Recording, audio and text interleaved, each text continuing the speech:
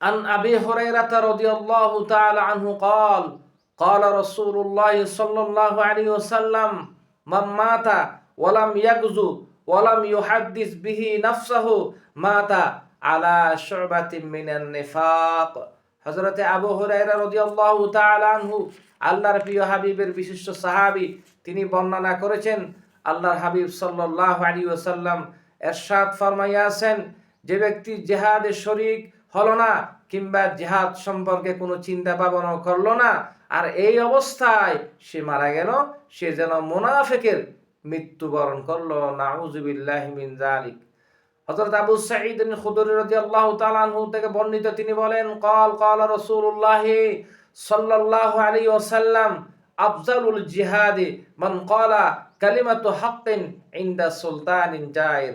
হযরত আবু সাঈদ খুদরি বর্ণিত তিনি বলেন, উত্তম জিহাদ হলো জালেম এবং অত্যাচারী শাসকের সামনে সত্য বা হক কথা বলে দেওয়াটা সর্বোত্তম জিহাদ।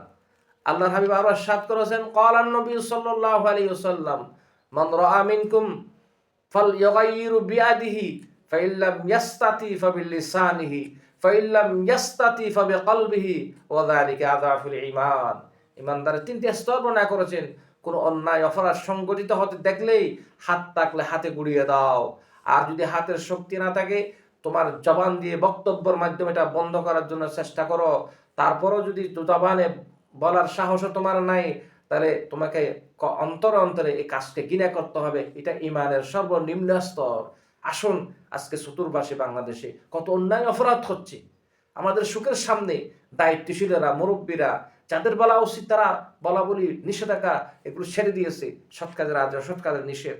এই জন্য পরিবার থেকে শুরু করে, সমাজ থেকে শুরু করে আমাদের দেশীয়, রাষ্ট্রীয় পর্যায়ে, আন্তর্জাতিক পর্যায়ে পর্যন্ত অপরাধের মাত্রা এত বৃদ্ধি পেয়েছে। আমরা এই অপরাধ যদি চলতে থাকে সবাই ধ্বংস হয়ে যাবে, আল্লাহর গজব আমাদেরকে শেষ করে দিবে।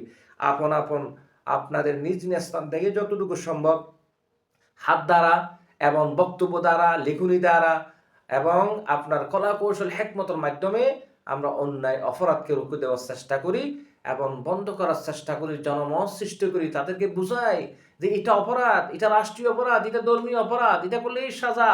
এটা বুঝেই আমরা মানুষকে দ্বীনের দাওয়াত দিই এবং নাহি আনিল মুনকার, আমর বিল মারুফ, এই দায়িত্বটা আমরা আদায় করার জন্য চেষ্টা করি।